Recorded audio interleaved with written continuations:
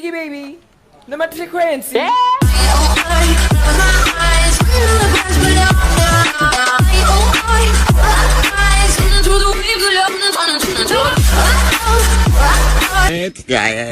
Hey Mzansi and welcome to Mzansi Scenes. So over the past few years, exceptional music groups have come and gone. Some of them stopped producing music together due to nasty fights, lawsuits, and others decided to split because they knew their music had run its course.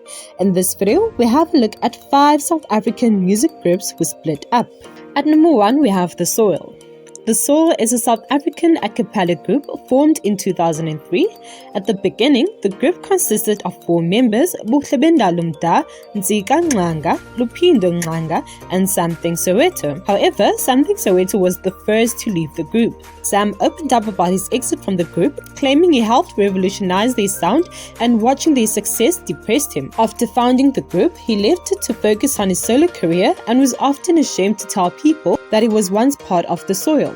He said, "At first, I was really a little ashamed of being a former member of The Soul because I was not part of the success when they blew up. I was working with them, crafting this whole sound before it became mainstream.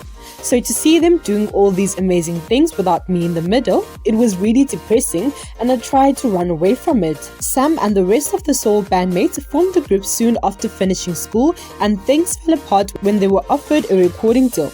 He revealed that he left the group in a huff of a contractual dispute before they rose to stardom. The singer wanted the freedom to be a part of The Soul as well as another group. Sam has since gone on to achieve mainstream success of his own, topping the charts with his single Akana Mali. He said, "I was young, I didn't know better, I wanted to do everything at the same time and I admit I was wrong. I regret leaving The Soul, but I'm happy they're doing well." The last project the group released was Echoes of Kofifi in 2016 after releasing an album every year since 2010. The lead singer Buhlebendalo and Nzika Nxanga have released solo spiritual albums as they both focused on building their brand names, while Pindo Nxanga took a break from music. At number 2, we have Malaika. Molo, Bongani and Jabulani Ndaba all got together to form the award-winning pop group Malaika. The group took South Africa by storm with their consistent music releases and heartwarming lyrics. Their 2004 hit Destiny topped the radio charts, and the song is a timeless hit that South Africans still listen to today. But what happened to Malaika, one of the country's most celebrated Afropop bands, who has been absent from the musical spotlight for years? In 2008, Malaika lost one of its members, Jabulani Ndaba, after a long battle with TB. Since then, TD let slip that her and Bongani started having verbal arguments a lot more often, even in front of people. And with Jabu gone, there was no mediator to help them resolve their conflicts. She said, "We were a family. People knew not to get involved in our fights because we were quick to solve them. But after Jabu passed on, things changed because it was just Bongani and I. And given that he's a man, he wanted to dominate, and I also felt that I had the power to make decisions because I'm an equal shareholder." During their public feud, Bongani went on to release a gospel album entitled Wonders of Mercy in 2016, while TD struggled to establish herself as a solo artist. As of recently, TD took to Instagram to formally announce a departure from Malaika. In an official statement shared on the social pages, the singer said she would no longer do public performances under the banner of Malaika. She said there was no animosity involved in her exit, but rather to give her room to start a new chapter in her career and grow. At number 3, we have Shaka. Shaka was a South African kwaito music group consisting of Junior Sokela, Lebo Matosa, Theo Nhlengetwa, and Thembi Siete. Shaka became one of the most successful bands in the mid-90s, and their music became the soundtrack for many young people in the newly democratic South Africa with the release of their first single, It's About Time.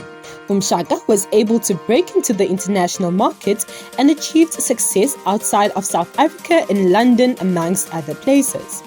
Despite their success, the group broke up after one of their lead singers, Lebo Matosa, decided to start her own solo career in 2000. Soon after, she released a debut album called Dream. The album dropped with a bang and even went gold within a month of its launch. She achieved great success until she passed in a car crash in 2006 at the age of 29. Fans were horrified and completely shocked when the news broke. According to reports, she was traveling with the driver in a Toyota Prado on the N3 highway on the East Rand when the driver lost control of the vehicle. When the group split, Siete, who broke into the music scene at just 15 years old, chose to unearth her other talents and was bitten by the acting bug. Her first film feature was In Falls in 1997. Since then, she's appeared in series which include Yizo Yizo 2, Gazlam and Zone 14, as well as Rhythm City and Gomorrah. A passion for dancing landed her a presenting gig on SABC1's dance show Jika Majika and a guest appearance on local dance movie Hear Me Move. Not much is known about the other group members, Junior and Theo. Despite the fact that the Boom Shaka music group is no longer active, the mark it left in the South African music industry is unfading. At number 4, we have Big Nuz. Big Nuz was a South African Durban Kwaito music group formed in 2002. The group originated from Umlazi Township on the east coast of KwaZulu-Natal and named after the car registration prefix of that township, NUZ. In early 2016, a rumor surfaced of Big Nuz finally leaving Afrotainment, but it was crushed by DJ Tira. He was quoted saying, "Big Nuz have not made me aware of the intentions to leave the group. We do not work with contracts. If anyone wants to leave, they are free to leave.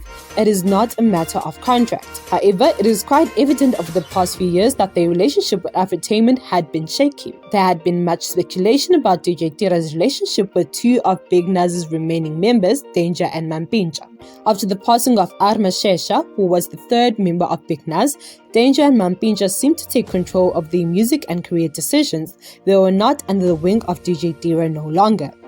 In 2018, Tira released a Twitter statement confirming that indeed Big Nuz had left the management of Afrotainment and had moved on to a new management that would oversee any important career decisions by Big Nuz. In the statement, Tira said, "Firstly, Danger, Mampinja and I, we are fine. There is no bad blood. Big Nuz has new management, so it's not DJ Tira's call to say when Big Nuz's album should be recorded." As the groups Mampinja and Tira traded shade over the split, Danger announced that he was launching his own record label and entertainment company, 108 Entertainment. With Danger now focused on 108 and Mampinja working on his own label, West Ink Records, there was confusion about the group's future. In 2015, Big Nuz released their last album entitled For the Fans in honor of Mashesha. At number 5, we have TKZee. That was 20 years ago when South Africans from all walks of life were bopping to the sounds of superstars TKZee and their platinum-selling album Halloween. With hits like Dlala Mapantsula, Mapoki, and We Love This Place, the album became the epitome of our Rainbow Nation when it was released. It was a massive commercial success and it was one of the biggest selling albums of all time, selling more than 200,000 copies worldwide. TKZee was formed by school friends Tokolo Chabalala, Kabelo Mabalane and Zwei Bala. The group shot to prominence in late 1997 and early 1998 with their chart-topping singles Palafala and Shibobo. But where did it all begin? In 1992, Zwei Bala won a scholarship to attend St. Cynthians College, where he befriended Kabelo, who introduced him to Tokolo. 4 years later, they formed TKZee, and as they say, the rest is history. The trio first secured the bag at a beach party in Durban, where Boom Shaka also performed. In 2009, rumors of the group's split started circulating. The group went their separate ways after their last performance of their last album, Trinity, in 2002. In 2009, they reformed to release Coming Home. That year, they were voted most legendary Kwaito group by MTV Base. They also performed at the opening ceremony of the 2010 FIFA World Cup. They continued to perform occasionally while pursuing their solo careers. Alright, that's it for today. Thank you guys so much for watching. Please like, subscribe, comment down below, and hit the notification bell.